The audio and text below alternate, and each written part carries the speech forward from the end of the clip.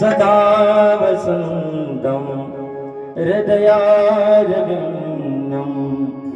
भवं भवानी।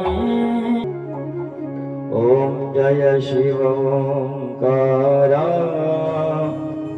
प्रभु जय शिव ओंकारा। ब्रह्मा विष्णु सदा शिव ब्रह्मा विष्णु सदा शिव अर्धांगी धारा। ओम जय शिव ओंकारा। ईकानन चतुरानन वृषभवाहन साजे। ओम जय शिव ओंकारा। भुज चार भुज चतुर्भुज दशभुज त्रिशूली। जय शिव ओंकारा। अक्षमाला वनमाला मुंडमाला नारी। त्रिपुरारी को सारी मलाधारी। ओम जय शिव ओंकारा। श्रीतांबर सनकादिक गरुडादिक सनकादिक गरुडादिक ओंकारा। कलकी मस्तक मंडल चक्र त्रिशूलधारी। जग करता जग भरता जग करता जग भरता जग सोहर करता। ओम जय शिव ओंकारा। जटा में गंगा बहते गला मुंडन माला। नाग शीश लिपटावत तारा। ओम जय शिव ओंकारा। काशी में विराज विश्वनाथ नंदी ब्रह्मचारी। नित्य उठ दर्शन पावत नित्य उठ दर्शन पावत मह्य शिव ओंकारा। त्रिगुण स्वामी की आरती जो कोई नर गावे। कहत शिवानंद स्वामी कहत शिवानंद स्वामी मन वांछित पद पावे। ओम जय शिव ओंकारा।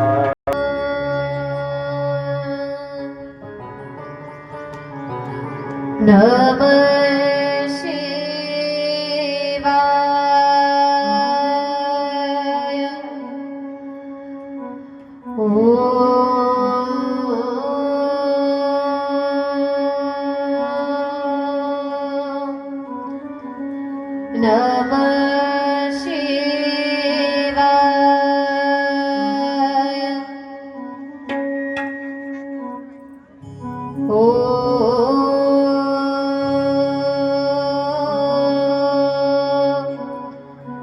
नमः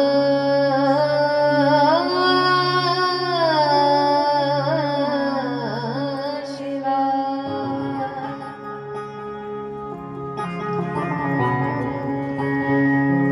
ओम श्री गणेशाय नमः।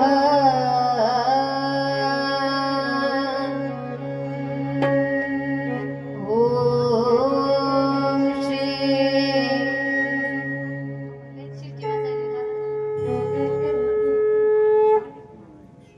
सगळं शांत करायचं. बोललं की असं ते मागून जसा पूर्ण आवाज येतोय ना.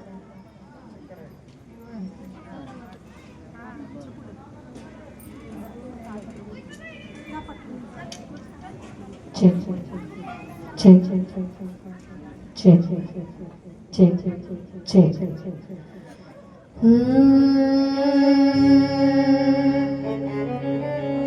ओम श्री सरस्वत्यै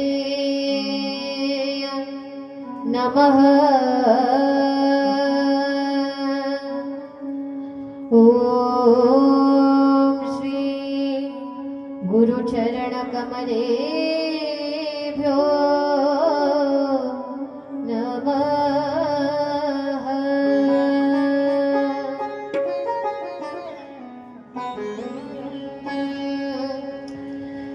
वक्रतुण्ड महाकाय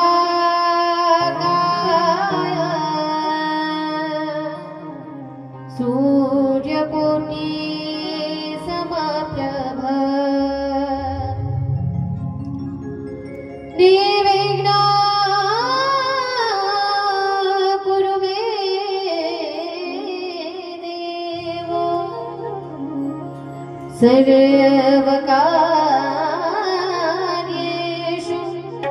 सर्वदा।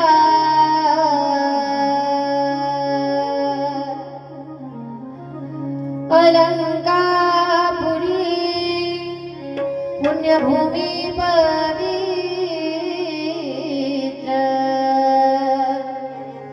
तेथे नांदतो ज्ञानराजा सुपात्र।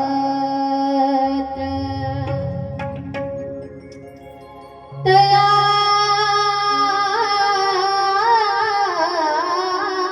ठविता महापुण्यराशी नमस्कार माझा श्री सद्गुरु ज्ञानेश्वरासी पुंडलिक वरदा हरी विठ्ठल श्री ज्ञानदेव पंढरीनाथ भगवान की। झोपल्या का तुम्ही? आहेत का गेल्या घरी? मौली ज्ञानेश्वर महाराज नगद नारायण महाराज की, वामन भाऊ महाराज की, राष्ट्रसंत भगवान बाबा महाराज की। हर हर हर हर हर हर हर हर हर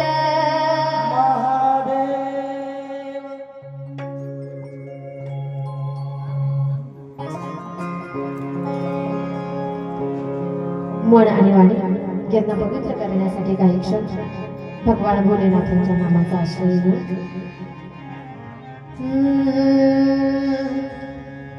आमच्यासोबत सर्वांनी भजन करायचं. ओम नमः शिवाय ओम नमः शिवाय हर हर भोले नमः शिवाय. ओम नमः शिवाय ओम नमः शिवाय हर हर भोले नमः शिवाय.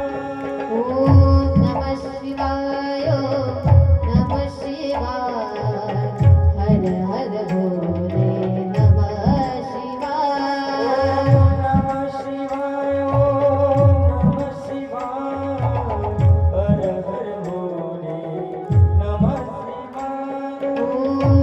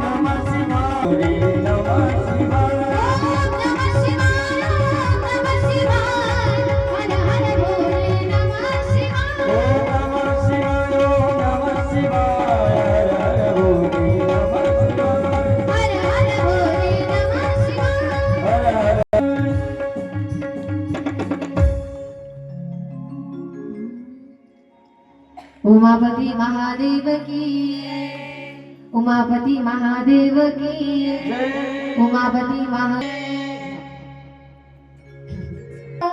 स्मरणेन विनश्यति इति द्वादश ज्योतिर्लिंग स्तोत्रम्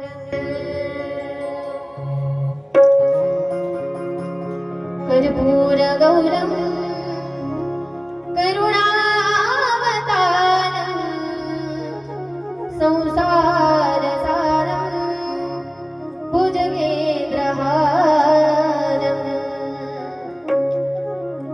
सदा वसन्तं हृदयारविन्दे भवं भवामि सहितं नमामि भवं भवामि सहितं नमामि मनोजवं मारुततुल्यवेगं जितेन्द्रियं बुद्धिमतां वरिष्ठं वातात्मजं मानरयुक्तमोख्यं श्रीरामदूतं शरणं प्रपद्ये श्रीरामदूतं शरणं प्रपद्ये श्रीरामदूतं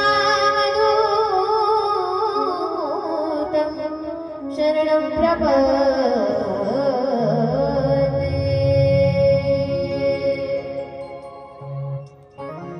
उमापति महादेव की, पवनसूत हनुमान की, नगद नारायण महाराज की, वामन भव महाराज की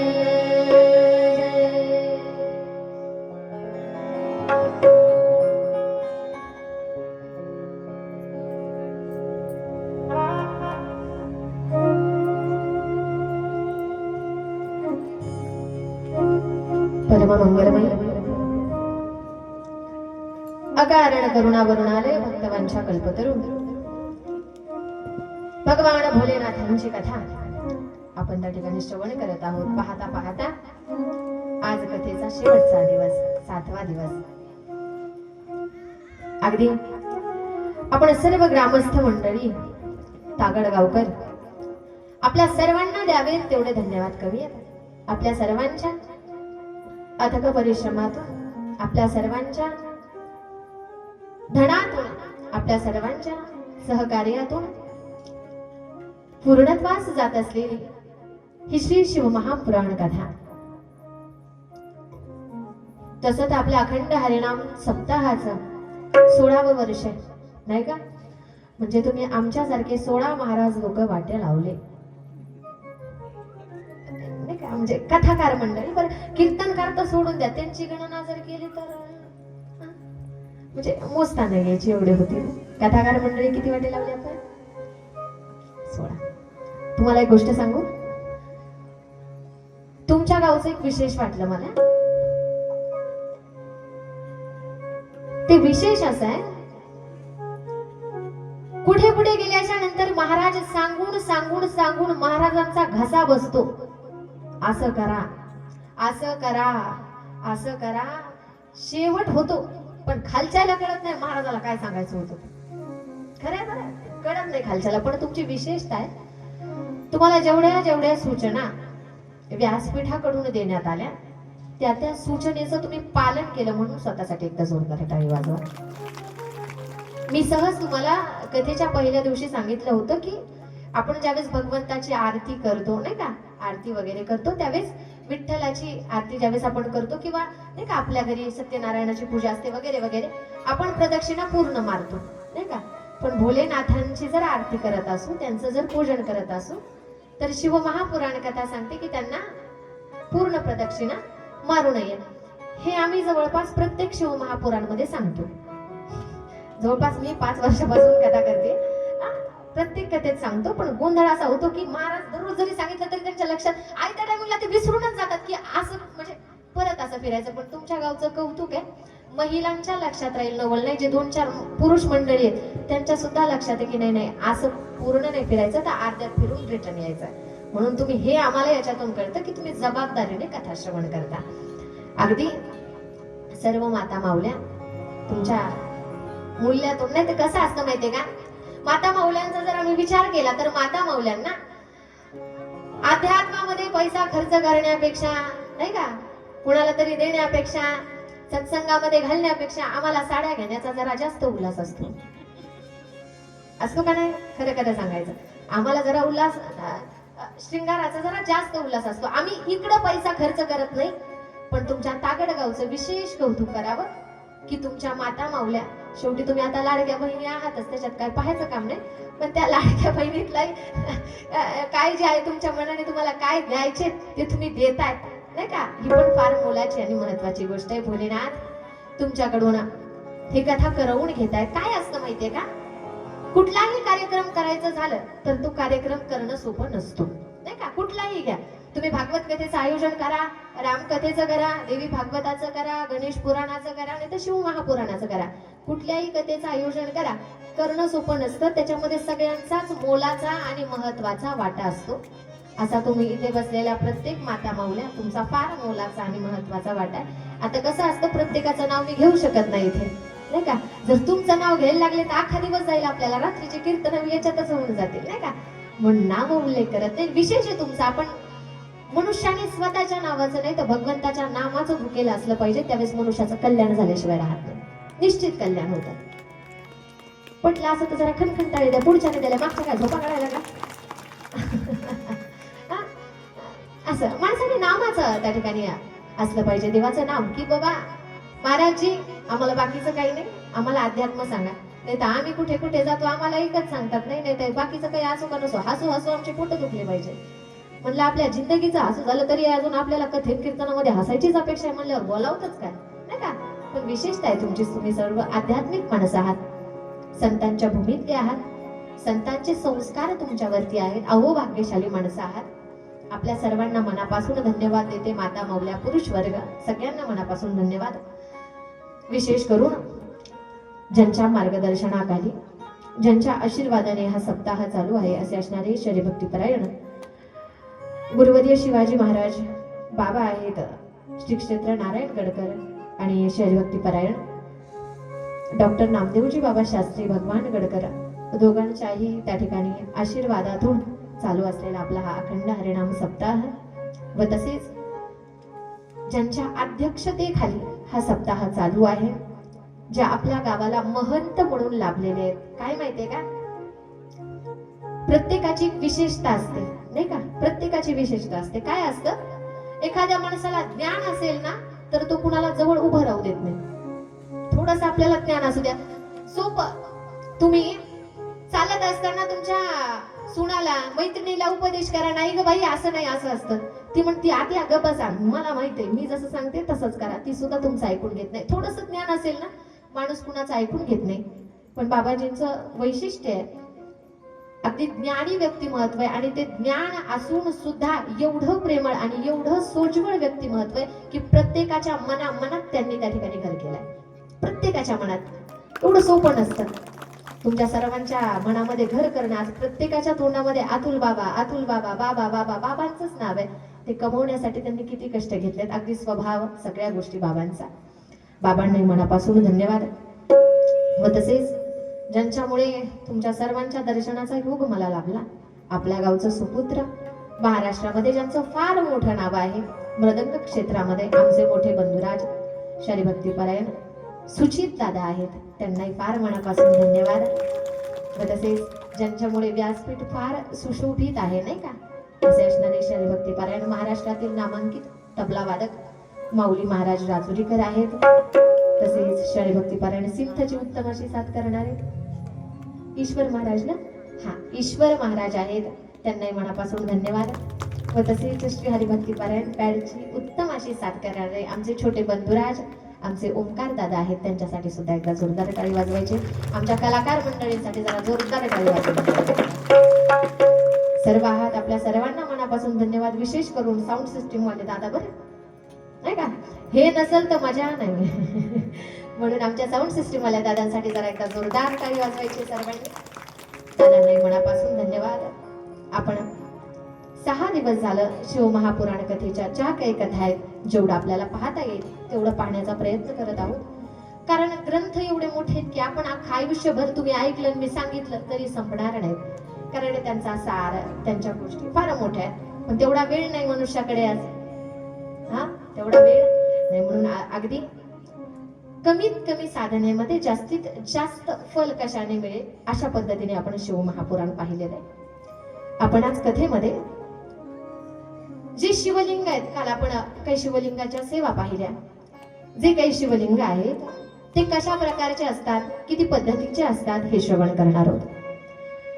आपण जर शिवमहापुराणाचं ऐकायला गेलो तर शिवलिंगाचे 5 प्रकार, मुख्य 5 प्रकार शिवमहापुराणामध्ये सांगितले. स्वयंभू शिवलिंग, प्रतिष्ठित शिवलिंग, बिंदुश शिवलिंग, चरस शिवलिंग आणि गुरुश शिवलिंग. एका शिवलिंगाचा विस्तार आपण करणार आहोत. पहा, स्वयंभू शिवलिंग कशाला म्हणतात की नाही घडविला, नाही बैसविला, ना त्याला घडवलं ना त्याला बैसवलं, असं जे काही शिवलिंग आहे त्याला स्वयंभू शिवलिंग असं म्हटलं जातं. मग तुम्ही म्हणाल ताई हे स्वयंभू शिवलिंग असं कसं येईल, तर काय होतं माहितीये का, स्वयंभू शिवलिंग कशाला म्हणतात, पृथ्वीवरती कायम हालचाल चालू असते. हालचाल म्हणजे काय, भूकंप, उल्कापात, नाही का.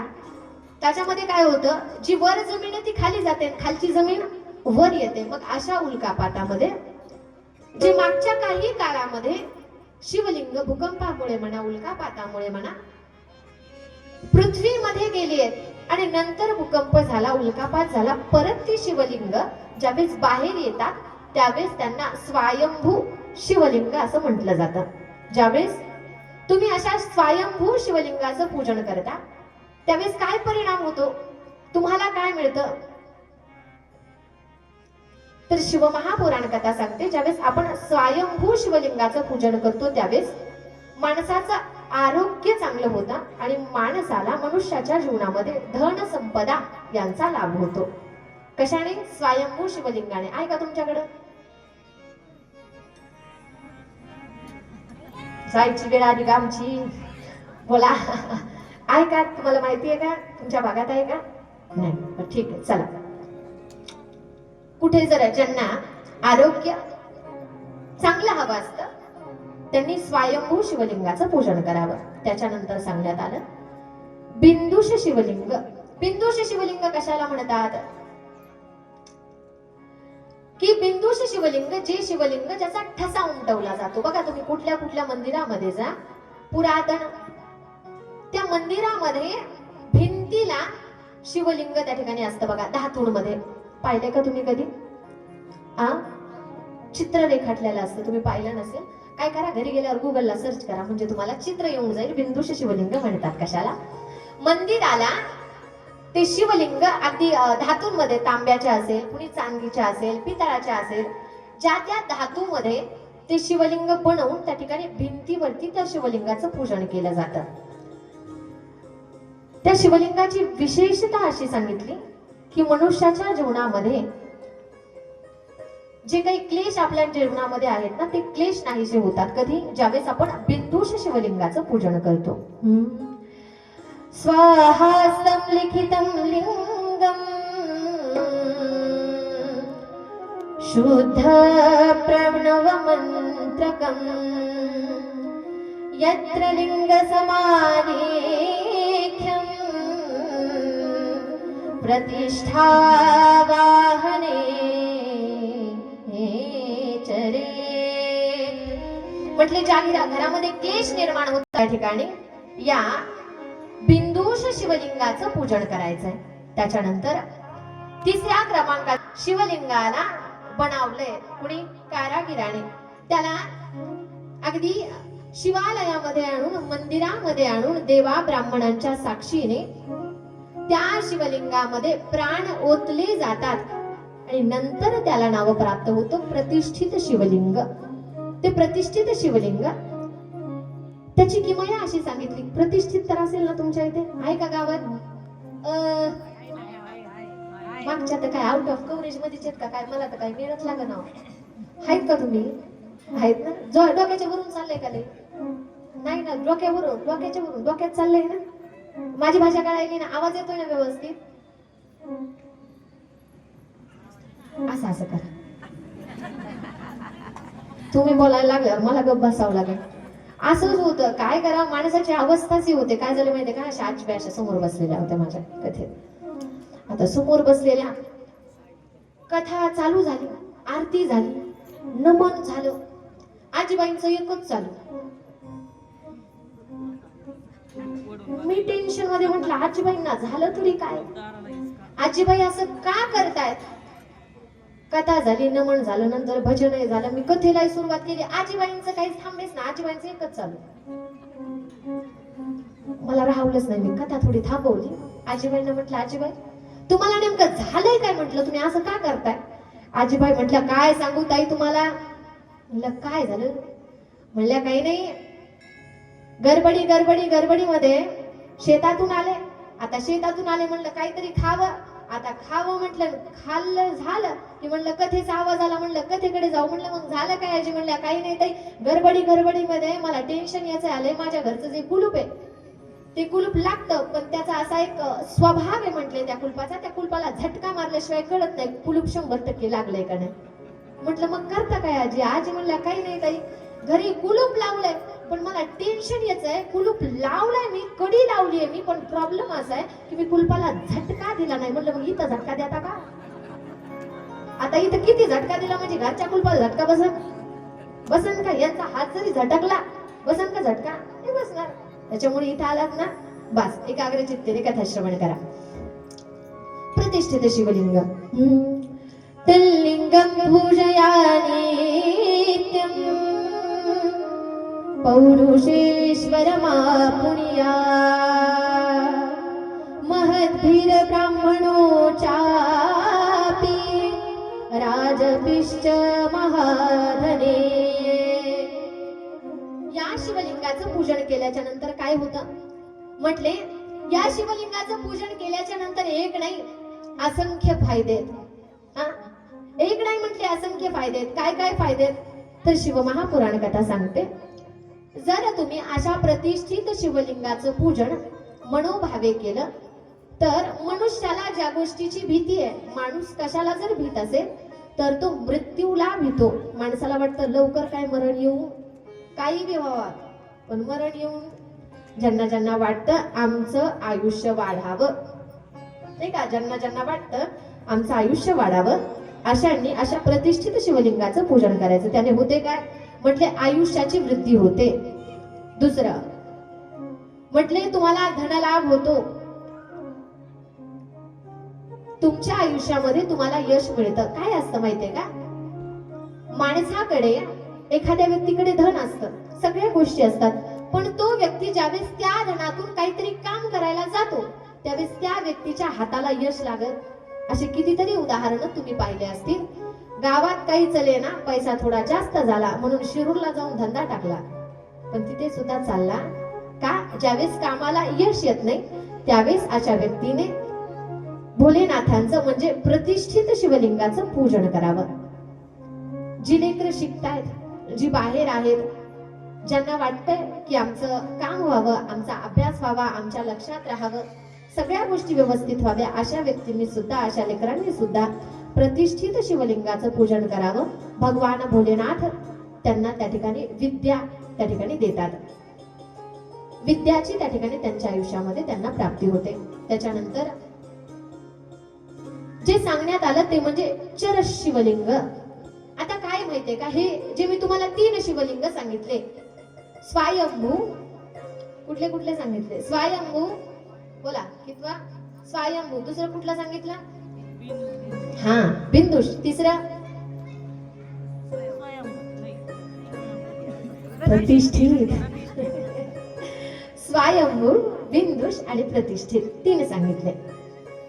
चौथं सांगितलं चर शिवलिंग. हे जे 3 सांगितले ना, या शिवलिंगाला तुम्ही या जाग्यावरतून त्या जाग्यावरती घेऊन जाऊ शकत नाही. जे प्रतिष्ठित आहे त्याला उचलू शकता का, नाही. जे बिंदुश आहे त्याला उचलू शकता का, नाही उचलू शकत. जे त्या ठिकाणी देवा ब्राह्मणांच्या साक्षीने ज्याच्यामध्ये प्राण ओतल्या गेले ते शिवलिंग उचलू शकता का प्रतिष्ठित, अजिबात उचलू शकत नाही. पण जर तुम्हाला इकडून तिकडे जर कुठलं शिवलिंग घेऊन जाण्याची परवानगी असेल तर ते शिवलिंग म्हणजे चरस शिवलिंग. चरस शिवलिंग सोप्या भाषेत सांगू कशाला म्हणतात? तुमच्या देवाऱ्यामध्ये जी पितळाची मूर्ती असते का, आहे ना पितळाची मूर्ती, त्या पितळाच्या मूर्तीला चरस शिवलिंग म्हटलं जातं. मग महिलांनी मला प्रश्न विचारले, म्हटल्या ताई आमच्या देवाऱ्यात लई देव आहेत. म्हटलं मग काय करू आजी आता? म्हणल्या लई देव आहेत. म्हटलं बरं बरोबर. म्हणले भोलेनाथाच्या आमच्या देवाऱ्यामध्ये 2 पिंडी आहेत. म्हटलं बरं मग. म्हणले आता करावं काय? म्हटलं जाऊ द्या करू नका, नेमकं कशात हे सांगा. तर त्यांनी सांगितलं. म्हटलं काय नाही ताई, एक शिवपिंड आहे, त्या शिवपिंडीवरती साप जो आहे ना साप तो वरती आहे, आणि एक पिंड आहे तिला नंदी महादेव सगळं जॉईंटच आहे. म्हटलं बरं बरं बरं. काय होतं आपण चूक इथेच करतो. मला सांगा सेवक आणि मालक जर एका जागेवरती विराजमान केले तर जमल का? चालेल का? चालणार नाही. आता जर तुमच्या घरच्या शिवजीच्या पिंडीवरती जर सर्प असेल तर सापाचं पाणी भोलेनाथांवरती पडेल, चालेल का? चालत नाही. म्हणून जे तुम्ही शिवपिंड ठेवताय तुमच्या देवाऱ्यामध्ये ती शिवपिंड छोटीच असावी, एवढीच असावी. नाही तर काही काहींच्या घरामध्ये भल्या एवढ्या शिवपिंडी आहेत नाही का, एवढीच असावी. आणि ती शिवपिंड छोटी आणा, कशी आणायची तेवढी आणा, पण ती शिवपिंड भरव असली पाहिजे नाही का, काय भरीव असली पाहिजे. नाही तर काही काहींच्या घरी एवढ्या शिवपिंडी आहेत, आतून सगळ्या पोकळच आहे. त्याने होत काय नाही, घराला जसं शिवपिंड वरून दिसतं ना भरलेलं, तसं तुमचं घर पण वरून भरलेलं दिसतं, आतून सगळं पोकळ होऊन जातं. मग धनाच्या बाबतीत असेल, यशाच्या बाबतीत असेल, सगळ्या बाबतीत असेल ते तसं होऊन जातं. म्हणून घरामध्ये ज्या शिवलिंगाला पोकळी आहे आतून, असं शिवलिंग घरामध्ये नसावं. चरस शिवलिंग जे तुमच्या देवाऱ्यामध्ये असतं. मग हे चरस शिवलिंग कुठल्या कुठल्या धातूचं असलं पाहिजे? तर शिव महापुराण सांगतं पारा, स्फटिक, पितळाचं किंवा अजून जी काही धातू आहे, ज्यांची नाही का, ज्याची जसं असेल, ज्यांना शक्य असेल चांदीचं, ज्यांना अजूनच शक्य असेल त्यांनी सोन्याचं नाही का, ज्यांना जसं शक्य असेल त्यांनी धातूचं शिवलिंग ज्याला म्हटलं जातं ते म्हणजे चरस शिवलिंग. या सगळ्या धातूंमध्ये जर सगळ्यात चरस शिवलिंगामध्ये सर्वात श्रेष्ठ शिवलिंग जर कुठलं सांगितलं तर ते शिवलिंग म्हणजे जे पाऱ्याचं शिवलिंग असतं का, त्या शिवलिंगाचं पूजन तुम्ही तुमच्या आयुष्यामध्ये जर केलं तर माणूस रात्रंदिवस ज्या गोष्टीसाठी पळतोय, रात्रंदिवस ज्या गोष्टीसाठी काबाड कष्ट करतोय, ती गोष्ट तुम्हाला मिळेल. अशी गोष्ट कुठली बोला बरं? कशासाठी पळतोय आपण रात्रंदिवस? बरं तुम्ही कशासाठी पळतात हे द्या सोडून, तुम्ही कशासाठी पळतात बोल.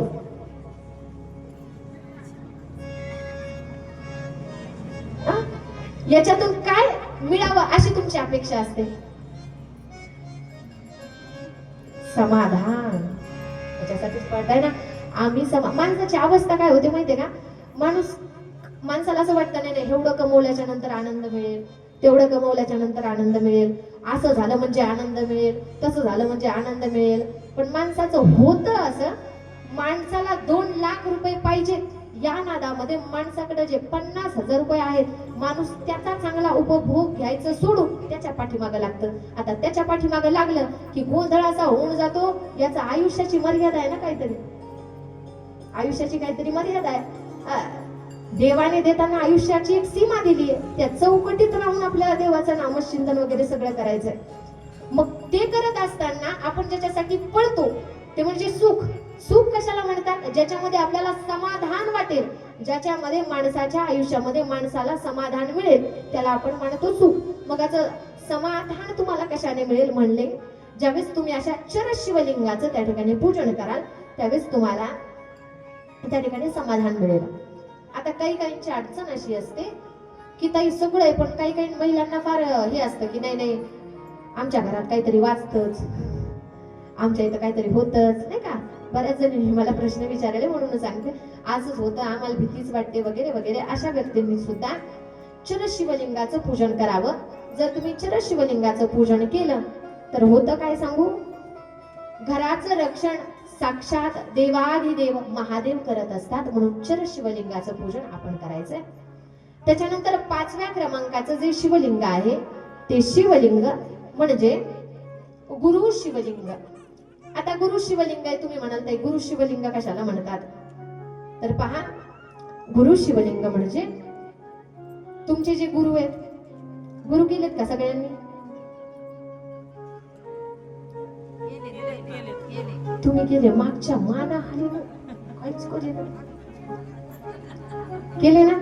ज्यांनी केले नाही त्यांनी पटा पटा पटा पटा करून घ्या, नाही का? आम्ही असंच कथेमध्ये सांगत होतो, म्हटलं गुरु करा, गुरु केला पाहिजे का? गुरु हा संत गुढीचा राजा, गुरु हा प्राण विसावा माझा. गुरूंशिवाय तुम्हाला मृत्यू लोकामध्ये मुक्ती मिळत नाही, म्हणून काय केला पाहिजे? गुरु केला पाहिजे, असं सांगत होतो आम्ही. एक आजीबाई आल्या कथा झाल्याच्या नंतर माझ्याकडे. मला वाटलं काहीतरी विचारायचं असेल आजीला, म्हणून आजी आल्या. म्हटलं आजी का, आजी कसं काय आलात? आजी सांगायला लागल्या, ताई तुम्ही म्हटलात गुरु केला पाहिजे. म्हटलं हो आजी केलाच पाहिजे. म्हणलं हो ना ताई, मला फारच पटलं. म्हणलं बरं. म्हणल्या ताई आमच्या इथे तुमच्यासारखीच एक ताई येत होती म्हणे, त्यांनी असंच माझ्या लहानपणी सांगितलं म्हणे गुरु केला पाहिजे, गुरु केला पाहिजे, म्हणून मी गुरु केला. मी ज्यावेळेस 10-15 वर्षाची होते ना ताई, त्यावेळेस मी गुरु केला. म्हटलं मग झालं काय आजी? आजी म्हटल्या काही नाही ताई, मी 20ची व्हायच्या आत गुरु केले. म्हटलं बरं बरं बरं. म्हणलं मग? म्हणलं काही नाही. नंतर माझं शुभमंगल झालं, लग्न झालं. लग्न झाल्याच्या नंतर सासरकडचे म्हणले गुरु केलेत का सुनबाई? सुनबाई म्हणे हो केलेत मामांजी गुरु. म्हणले मग चला गुरुदेवांच्या दर्शनाला. सुनबाई म्हणे मामांची दर्शनाला जायच्या आत गेले गुरु. म्हणले बरं आता जाऊ द्या, ते गुरु गेलेत तर आपल्या जे कुळाचे गुरु आहेत नाही का, आपल्या जे कुळाचे गुरु आहेत ते गुरु करा. बरं आहे म्हटले, ठीक आहे करू. घरच्यांनी सांगितलं, गुरुदेवांना घरी बोलावलं, गुरुदेवांना गुरु केलं. आता गुरु केलं. म्हटलं मग आई? म्हणलं ताई काय नाही, त्यांना गुरु केलं, मला 2 लेकरं झाले, ते गुरु सुद्धा गेले. म्हटलं बरं वाद चांगला. आजीबाई म्हणल्या ताई परत आमच्या गावामध्ये कथेसाठी बाबा आले, मी 50ची होते त्यावेळेस मी परत एक गुरु केले. म्हटलं मग झालं काय आजी? म्हणल्या काही नाही, मी 70ची व्हायच्या आत ते बी गुरु केले. म्हणलं मग आजी तुमचा नेमका अंदाज काय? आजी म्हणल्या काय नाही ताई, तुम्हाला गुरु करायचं. आता मला लावा म्हणलं वाटे. हळूहळू माझा नंबर लावता का म्हणलं आजी? आजी म्हणे नाही म्हणे ताई गुरु करा. म्हणलं नाही नाही, मला सुखासुखी जगू दे आजी. काय माहितीये का, आपली पद्धतच फार चुकीची आहे. गुरु करावा लागत नाही, गुरु आपल्याला आपला शिष्य बनवत असतात. तुम्ही बघा ना, तुकोबारायांच्या गुरुदेवांनी त्यांच्या स्वप्नात येऊन त्यांना मंत्र दिला. बाबाजी आपुले सांगितले नाम, मंत्र दिला राम कृष्ण हरी. मंत्र दिला स्वप्नामध्ये येऊन, आणि स्वप्नामध्येच गुरु दक्षिणा सुद्धा मागितली. मंत्रही स्वप्नामध्ये. तुकोबारा गेलती का गुरु करायला? नाही तर आपलं फार असतं, बाई मी गुरु केला, बाई मी गुरु केला, बाई मी. आपल्याला गुरु करता येत नाही. बरं काही काही तर याच्या पुढचे आम्हाला म्हणजे ताई विश्वास ठेवावा कोणावर. म्हणलं भाऊ तू तुझ्यावर आहे का? हा तुझ्यावर असेल तर समोरच्यावर ठेवी. इथं तू तुझ्यावरच विश्वास नाही, तो समोरच्यावर काय विश्वास ठेवणार आहे, नाही का? गुरूंच्या चरणावरती विश्वास असला पाहिजे. गुरु शिवलिंग सांगितलं, मग गुरु शिवलिंग म्हणावं कुणाला? जे तुमचे गुरुदेव आहेत त्या गुरुदेवांचा जो डावा पाय आहे, त्या डाव्या पायाचा जो उजव्या पायाचा जो उजवा त्या ठिकाणी अंगठा आहे, त्या अंगठ्याला गुरु शिवलिंग म्हटलं जातं. मग आपल्या घरी गुरुदेव येतात, आता त्या गुरु शिवलिंगाचं पूजन करायचं. मग कसं केलं पाहिजे? आपल्याला फार सवय असते, आपल्या घरी आपले गुरुदेव येतात ना. मग आल्याच्या नंतर आपण काय करतो? अगदीच गुरुदेवांना अगदी ताट घेतो, ताटात दोन्ही पाय टाकतो. असंच ना, दोन्ही पाय टाकतो ना एकदाच. मग नंतर असं पाणी, नंतर हळदी कुंकू, पूजा. गुरुदेवांच्या पूजन करत असताना पहिल्यांदा जो गुरुदेवांचा उजवा पाय आहे, त्याचा जो अंगठा आहे, त्याच्यावरती जल समर्पित करून नंतर आपल्याला त्याचं पूजन वगैरे करायचं. आणि नंतर मग तुमची जर फारच इच्छा असेल दोन्ही पायांचा, तर मग नंतर दोन्ही पायाचं पूजन तुम्ही करू शकता.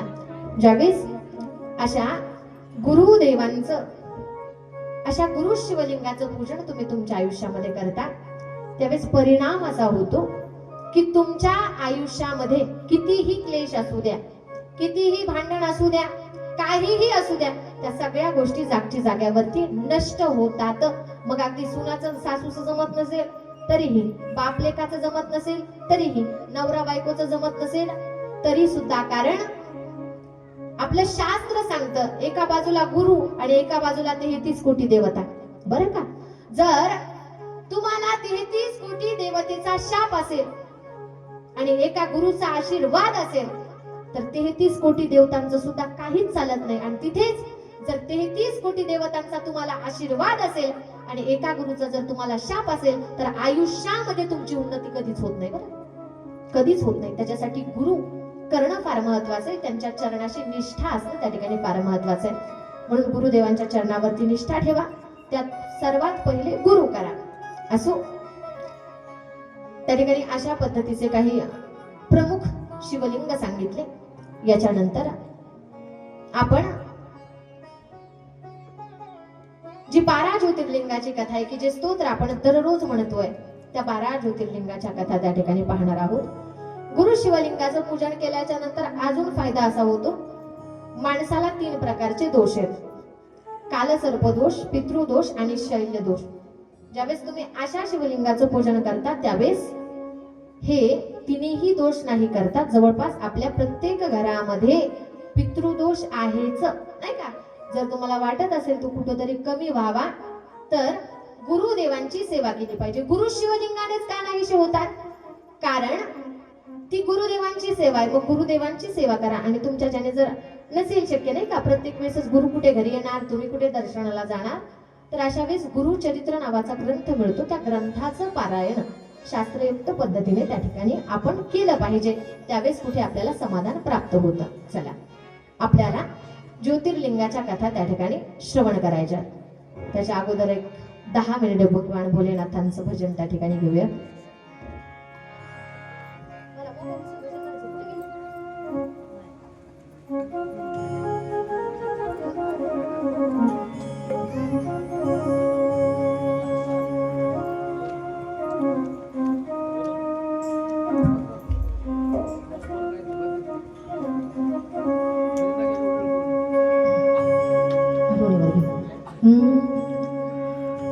ओम नमः शिवाय, नमः शिवाय, हर हर भोले नमः शिवाय.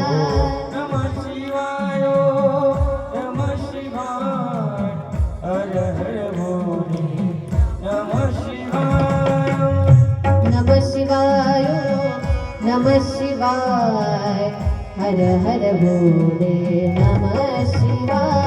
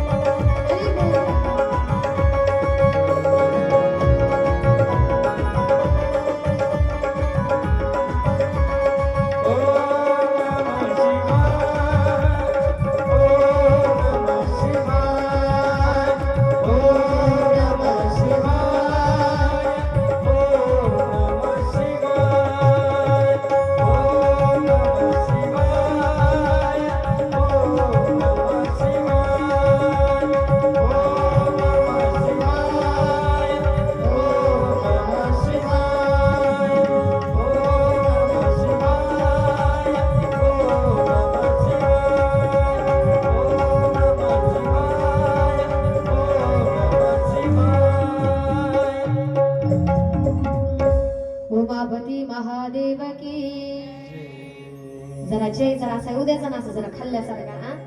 उमापती महादेव की, उमापती महादेव की, उमापती महादेव की.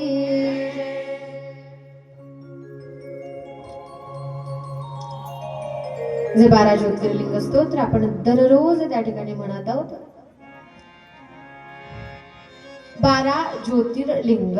आता पहा बरं, भोलेनाथ आपल्या गावामध्येही आहेत. मग विशेष ज्योतिर्लिंगाचंच दर्शन केल्याच्या नंतर विशेष पुण्य का प्राप्त होतं, का फल मिळतं, तर तिथे भगवान भोलेनाथ शिवशंभू शक्ती रूपामध्ये आहेत, माता पार्वती सहित. म्हणून ज्यावेळेस आपण तिथे जातो त्यावेळेस त्याचं विशेष पुण्य त्या ठिकाणी मिळतं. 12 ज्योतिर्लिंग आहेत. मग हे 12 ज्योतिर्लिंग कुठे कुठे आहेत? सोमनाथ की जे गुजरात मध्ये आहे, मल्लिकार्जुन श्रीशैल्यम आंध्र प्रदेश मध्ये आहे.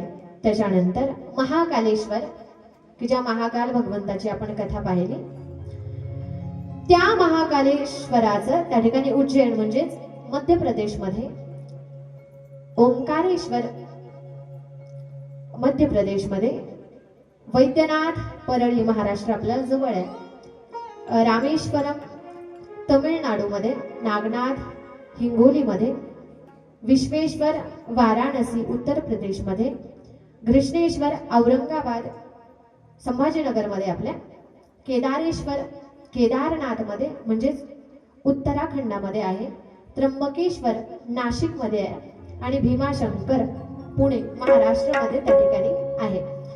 पहा 12 ज्योतिर्लिंग आहेत. याच्यामध्ये आपल्या महाराष्ट्रामध्ये किती आहेत? 5. आपण किती भाग्यवान माणसं आहे. आपण अख्ख्या भारतात पाहिले तर 12 आहेत. किती भाग्यवान आहेत आपण. 5 ज्योतिर्लिंग आपल्या महाराष्ट्रात आहेत, आपल्या भूमीत आहेत. आपल्यासारखे भाग्यवान पण आपण असले विचित्र, आपण असे विचित्र. आम्ही असं काय बोलतात, क्लुजर करू, कुठं जाऊ, बालाजीला जाऊ. आम्ही क्लुजर करून भला लांब जाऊ, पण आम्ही आमच्या जवळच्या देवाला काय पटकन जाणार. काय असतं जिथं पिकत तिथं विकत. माणसाचा स्वभाव आहे तो. पाहना, लांब काही असेल माणूस पटकन जात, पण जवळ पटकन जात नाही. माणसाचा स्वभाव आहे तो. त्याच्यापैकी आपण क्रमाक्रमाने त्या ज्योतिर्लिंगांच्या कथा त्या ठिकाणी श्रवण करणार आहोत. पहा, आपण जी सुरडी सोमनाथ भगवंताची कथा पाहणार आहोत, ती कथा स्कंद पुराणा माध्यमातून त्या ठिकाणी आलेली आहे. काय माहितीये का, आपण जी कथेच्या 3ऱ्या दिवशी कथा श्रवण केली, सती चरित्र. दक्ष महाराजांच्या ज्या 27 मुली होत्या, त्या 27 मुली चंद्राला देण्यात आल्या. 27 मुली दुसऱ्या कुणी नाहीयेत. नक्षत्र जे आहेत ना, नक्षत्र नाही का, ते नक्षत्र, त्या नक्षत्र आहेत त्या भगवान चंद्राच्या त्या ठिकाणी पत्नी आहेत. ज्यावेळेस या 27 मुलींचा विवाह दक्षाने चंद्रासोबत लावून दिला, त्यावेळेस चंद्राला सांगितलेलं, माझ्या 27च्या 27 मुली देतोय. या 27च्या 27 मुलींवरती बरोबरच प्रेम करायचं, कुणावरती कमी कुणावरती जास्त करायचं नाही, सांगितलं होतं. चंद्र म्हणे, हो तुम्ही म्हणताल तसंच सासरे बुवा, नाही का, जसं आताच आहे. आता कसं जसं म्हणते आता होईल म्हणे. म्हणलं ठीक आहे, तुम्ही म्हणशाल तसा. पण चंद्राचं झालं असं की जी 27 नक्षत्रापैकी नक्षत्र आहे बघा, रोहिणी. माहितीये का तुम्हाला? त्या रोहिणी नक्षत्रामध्ये शेतामध्ये असे बारीक बारीक किडे, असे मखमलासारखं त्यांचं अंग असतं ना. शेतात जाता का घरीच राहता? तुमच्या इकडे असतात का? आमच्या इकडे असतात का तुमच्या इकडे? आमच्या इकडे माणसं मेल्याच्या नंतर, तुमच्या इकडे कसं कळते ना माझी भाषा? आहेत ना तुम्ही? हा जाग्यावर राहून आहे का? ते रोहिणी नक्षत्र. रोहिणी मातेवरती चंद्राने सगळ्यात जास्त प्रेम करावं. या राहिलेल्या ज्या मुली होत्या त्या मुलींनी, 26 मुलींनी दक्षाकडे जातात आणि दक्षाकडे जाऊन दक्षाला सांगतात, म्हणावं पिताश्री, आमचं लग्न तुम्ही चंद्रासोबत लावून दिलं. चंद्र सुंदर आहे म्हणून चंद्रासोबत लावून दिलं, पण पिताश्री, चंद्र काय करतो? आमच्या सगळ्यांवरती बरोबरच प्रेम करायचं ना तर तू करत नाही. तुझी रोहिणी आहे ना, रोहिणीला जास्त जीव लावतो, आम्हाला भाव देत नाही. मग आता चंद्र जर रोहिणीला जीव लावतो तर रोहिणी यांना भाव देत असेल का? सवतीच्या शेवटी म्हणे आम्हाला ती किंमत देत नाही. सगळ्यात जास्त किंमत ती नाही चंद्रलोकामध्ये. आम्हाला कोणी विचारले ना, पप्पा तुम्ही काहीतरी करा आणि याची नीट काय आहे ते त्यांना नीट पाहायला लावा, याचं नीट काय ते पाहून घे एकदा, सांगितलं मुलींनी. दक्ष चंद्रदेवाला भेटतात. चंद्राला भेटून सांगितलं म्हणे जावई बापू, माझ्या एक नाही तब्बल 27 पुरी दिल्यात म्हणे तुम्हाला. सगळ्यांना सारखा जीव लावा, माझ्यापर्यंत काही तक्रार येऊ देऊ नका. ठीक आहे म्हटलं, हरकत नाही. तुम्ही म्हणशाल तसं म्हणे, माझ्याकडून काही चूक भूल झाली असेल तर माफ करा, मी आता अशी चूक भूल होऊ देणार नाही. दक्ष म्हणले ठीक आहे. आता दक्ष गेला. आल्याच्या नंतर या मुलींना वाटलं म्हणे आता सगळ्यांवरती सारखा जीव लावेल चंद्र, पण चंद्र काही चंद्राचा स्वभाव सोडे ना. रोहिणीला जो जीव चंद्र लावतोय तो काही कमी होईना, यांच्यावरचं प्रेम काही वाढे ना. या 26 मुली परत पिताश्रींकडे जातात आणि वडिलांकडे जाऊन वडिलांना म्हणतात, बाबा तुम्ही एकदा सांगून सुटता, आमचा नवरा ऐकायला तयार नाही. म्हणले आता काही नाही, तुम्ही याला बजावून सांगा, ऐकलं तर ठीक, नाही तर तुमच्या पद्धतीने कसं हँडल करायचं ते तुम्ही करून घ्या. दक्ष महाराज म्हणले ठीक आहे. चंद्राकडे आले. चंद्राकडे येऊन चंद्राला सांगितलं म्हणे, चंद्रा तुला मी फार प्रेमाने सांगितलं होतं असं नाही असं कर, पण तू ऐकायला तयार, तू बस तुझं चालू आहे, तू ऐकत नाहीस आमचं. चंद्राने म्हणावं, सासरे बुवा तुमचं ऐकतोय, पण आता मी तरी काय करू. दक्षाने परत समजावून सांगितलं, हे बघा जावई बापू, तुम्हाला प्रेमाने सांगतोय, प्रेमाची भाषा चांगली आहे. जर मला राग आला तर हे काही बरं नाही. रागाच्या भरात चंद्रही बोलून गेला. दक्षाला राग आला आणि राग आल्याच्या नंतर दक्ष महाराज स्वतःच्या जावयाला म्हणजे चंद्राला शाप देतात. म्हणे जा, मी तुम्हाला शाप देतो, तुम्ही रोगिष्ट व्हाल. जे तुम्हाला सुंदरता, तुमच्या सुंदरतेहून पाहून माझ्या मुली दिसत्या ना, ती सुंदरताच तुमच्याकडे राहणार नाही, तुम्हाला क्षय रोग होईल म्हटले. आता जसा शाप दिला तसं चंद्राला त्रास व्हायला लागला. चंद्राला एवढा त्रास होतो. चंद्र ब्रह्माजींकडे जातो आणि ब्रह्माजींकडे जाऊन ब्रह्माजींना विचारतो, ब्रह्मदेव माझ्याकडून चूक झाली, मी आता काय करू. मला फार त्रास होतोय, मला फार दाह होतोय, हा दाह माझ्या कशाने थांबेल, मी काय सेवा करू, मी कुणाची भक्ती करू. ब्रह्माजींकडे जातात. ब्रह्माजींकडे गेल्याच्या नंतर ब्रह्माजींनी म्हणावं, चंद्रा तुला समजावून सांगितलं होतं दक्षाने, पण तू काही ऐकायला तयार नाहीस. मग आता जा, जो शाप दिलाय तो भोग. चंद्रजी शरण घेतात. ब्रह्मदेव तुम्ही पिता आहात, या जगताला तुम्ही निर्माण केलंय, आम्हाला तुम्ही शरण नाही देणार तर कोण देणार आहे. आम्हाला शरणांगती द्या आणि सेवा सांगा. हा माझा जो त्रास होतोय तो त्रास कशाने कमी होईल. ब्रह्माजींनी म्हणावं, हा त्रास माझी उपासना केल्याने थांबणार नाही. जर तुला वाटत असेल की तुझा त्रास थांबावा तर तू त्याच्यासाठी भगवान भोलेनाथाची सेवा कर. म्हणे कुठे करू. म्हणे गुजरात मध्ये जा, समुद्राच्या तटावरती सौराष्ट्र देशामध्ये, तिथे जाऊन तू भगवान भोलेनाथांची त्या ठिकाणी साधना कर, त्यांचा नामजप कर. म्हटले किती दिवस करू, कसा करू. त्यावेळेस ब्रह्माजी सांगतात, म्हटले कमीत कमी जो महामृत्युंजय मंत्र आहे त्या महामृत्युंजय मंत्राचा 10 कोटी एवढा जप ज्यावेळेस तुमच्याकडून होईल त्यावेळेस भोलेनाथ झाले तर तुमच्यावरती प्रसन्न होतील.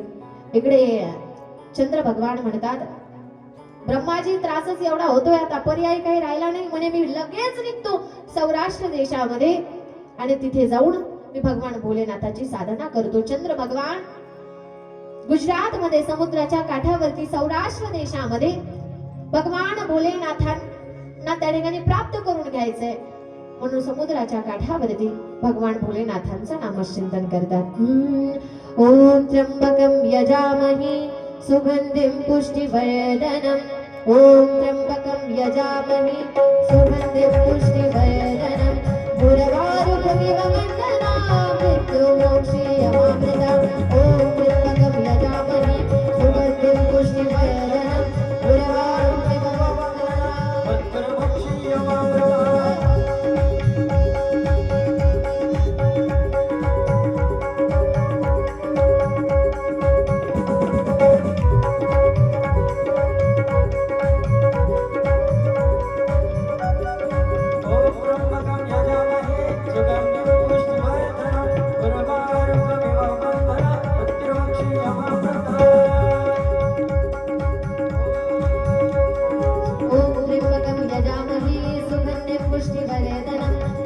गुरुवारुमिव वन्दना मृत्युमोक्षीयमामृता ॐ त्र्यम्बकं यजामहे सुगन्धिं पुष्टिवर्धनम् गुरुवारुमिव वन्दना मृत्युमोक्षीयमामृता ॐ त्र्यम्बकं यजामहे सुगन्धिं पुष्टिवर्धनम् गुरुवारुमिव वन्दना मृत्युमोक्षीयमामृता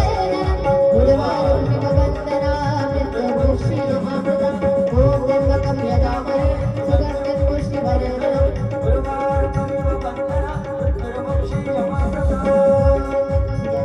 सुगन्धिं पुष्टिवर्धनम् गुरुवारुमिव वन्दना मृत्युमोक्षीयमामृता ॐ त्र्यम्बकं यजामहे सुगन्धिं पुष्टिवर्धनम् गुरुवारुमिव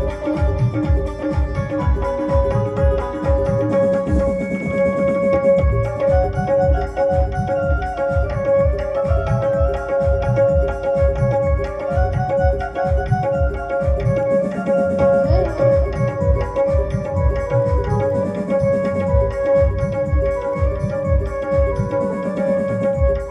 मृत्युर्मोक्षीयमामृता त्र्यंबकं यजामहे सुगन्धिं पुष्टिवर्धनम् गुरुवा माहित नाही तुम्हाला मी समोर म्हणते माझ्या पाठीमागे म्हणा ओ त्र्यंबकं यजामहे सुगन्धिं पुष्टिवर्धनम् गुरुवारुकमिव वन्दनात्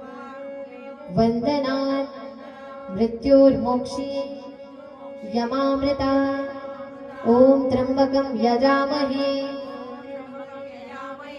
सुगन्धिं पुष्टिवर्धनम्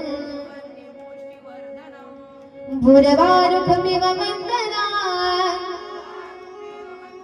मृत्युर्मोक्षी यमामृता ॐ त्र्यम्बकं यजामहे सुगन्धिं पुष्टिवर्धनम् गुरुवारुकमिव वन्दनात् मृत्युर्मोक्षीयमामृता उमापति महादेव की उमापति महादेव की उमापति महादेव की चंद्र भगवंताने भगवान भोलेनाथांच्या महामृत्युंजय मंत्राचा 10 कोटी एवढा जप केला. भगवान भोलेनाथ प्रसन्न झाले आणि भगवान भोलेनाथ प्रसन्न झाल्याच्या नंतर ज्यावेळेस चंद्र भगवंताच्या समोर प्रगट झाले त्यावेळेस भोलेनाथ म्हणतात चंद्र भगवान माझा नामजप केलाय एवढ्या श्रद्धा युक्त अंतःकरणाने केलाय काय पाहिजे तुम्हाला कशासाठी केलाय त्यावेळेस चंद्र भगवंताने सांगावं भोलेनाथ दयानिधी कृपानिधी कृपासागर माझ्याकडून अशी अशी चूक घडली आणि दक्ष महाराजांनी मला शाप दिलाय म्हटले मग आता तुमची काय इच्छा आहे म्हटले मला एवढा त्रास होतोय हा त्रास कमी झाला पाहिजे माझा रोग नाहीसा झाला पाहिजे त्यावेळेस भोलेनाथ म्हणतात म्हटले चंद्र भगवान चूक तुमची आता चूक तुमची तर शिक्षा ही भोगावीच लागेल भोलेनाथ चंद्र भगवंताला वरदान देतात म्हटले तुम्ही माझं एवढा नामजप केलाय एवढे पूजन केलंय मी तुमचा जो तुम्हाला झालेला रोग आहे जी व्याधी आहे ती व्याधी पूर्णपणे तर नाहीशी करू शकणार नाही पण 15 दिवस जो तुम्हाला शापामुळे जो त्रास होतोय जो तुम्हाला रोग झालाय क्षयरोग त्या क्षयरोगाचा प्रभाव 15 दिवस नसेल आणि 15 दिवस असेल म्हणून तुम्ही चंद्र भगवंत बघा पौर्णिमेला चंद्र कसा असतो पांढरा शुभ्र हळू हळू हळू हळू हळू 15 दिवस संपले की चंद्र कसा व्हायला लागतो काळा काळा व्हायला लागतो अमावस्याला कसा असतो काळा असतो म्हणून अमावस्याला आपल्याकडे म्हणतात बघा घराच्या बाहेर निघू नये घराच्या बाहेर निघून माणसाला बघा देव सुखात आठवो नाही तर नाही आठवो, दुःखात आठवतो. बघा बरं, अमावस्या आहे, अमावस्याच्या दिवशी तुमच्या गावातला एक व्यक्ती, बसून घ्यायची तुम्ही,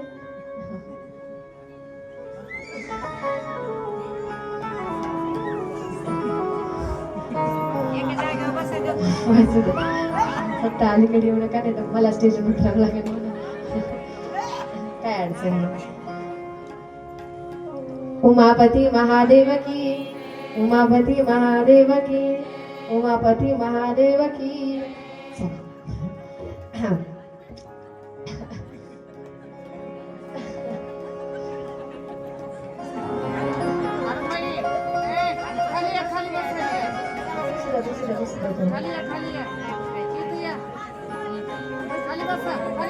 हा हा जाऊ दे, बसू दे बसू दे. चल बघा माझ्याकडे बघा, तुमच्या सगळ्यांचं लक्ष त्यांच्याकडे गेलं म्हणून माझं लक्ष त्यांच्याकडे गेलं, नाही तर माझं कशाला गेलं असतं नाही का.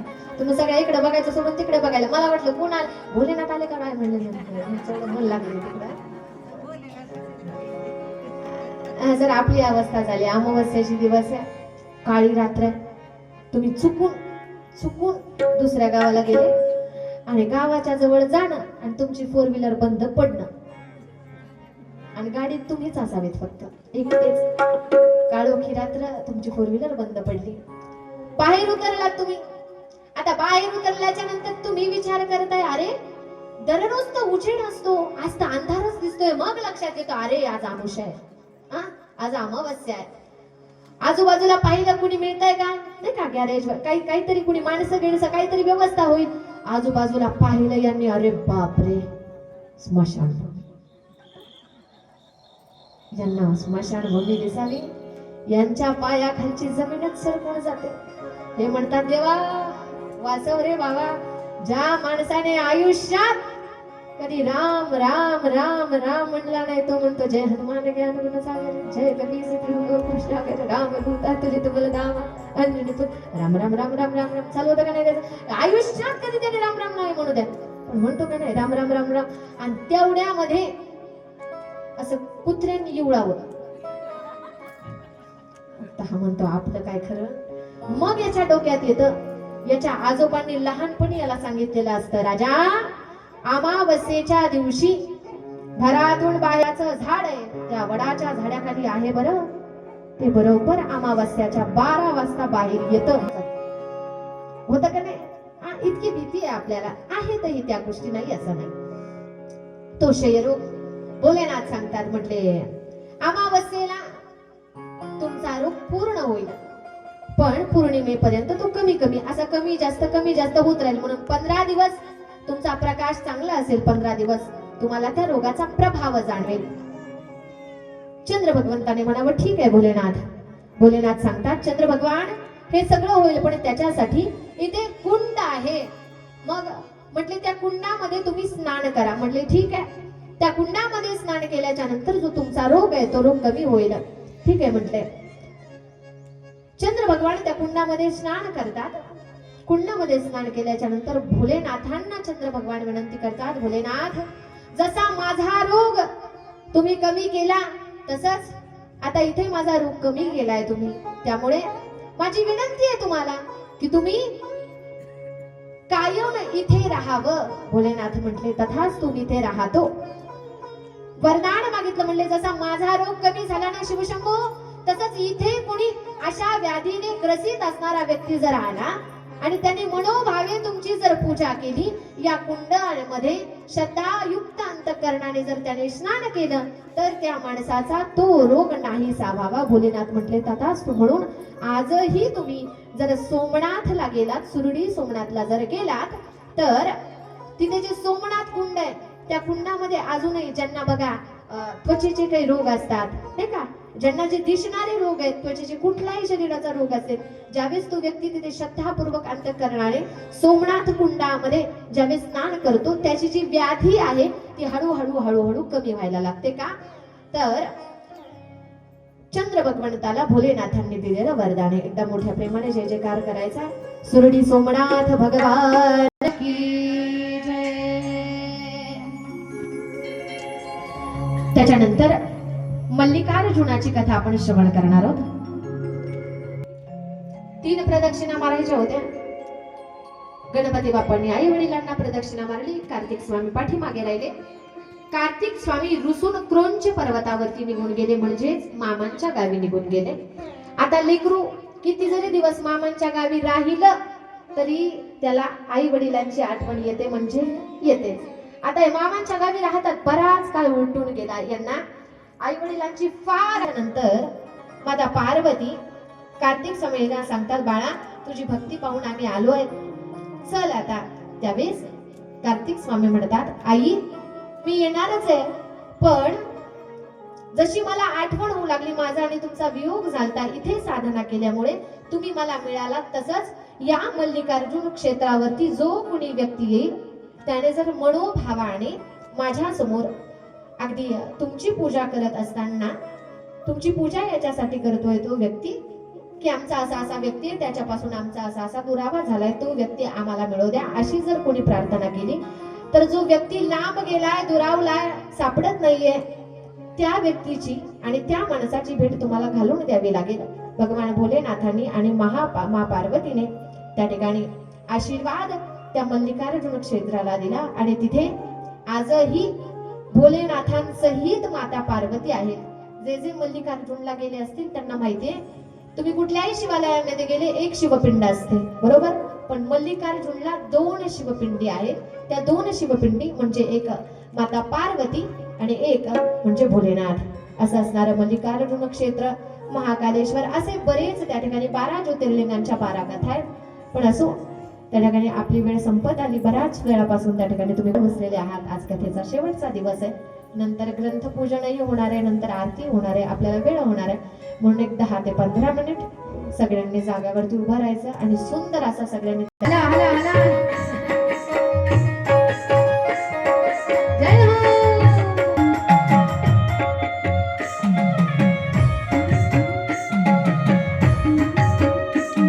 गोल गोल रिंगण करा, जाग्यावरती हला, समोर ठेवा ते.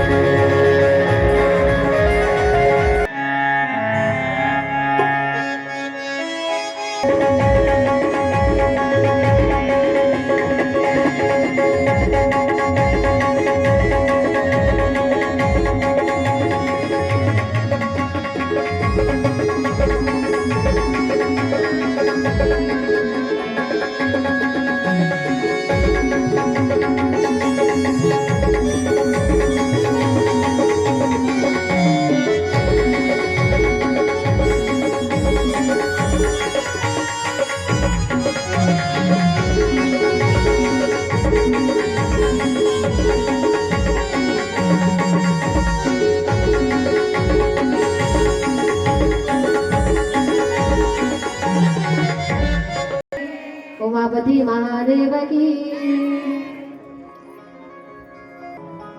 अगदी आपण सर्व महिला मंडळी आपल्या सर्वांच्या देणगीतून आपल्या सर्वांच्या येतोय ना आवाज. मागच्याच झालंच नाही का अजून.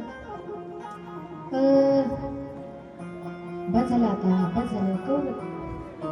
झालं ना, जिथे तिथे सोडून द्यावं माणसाने.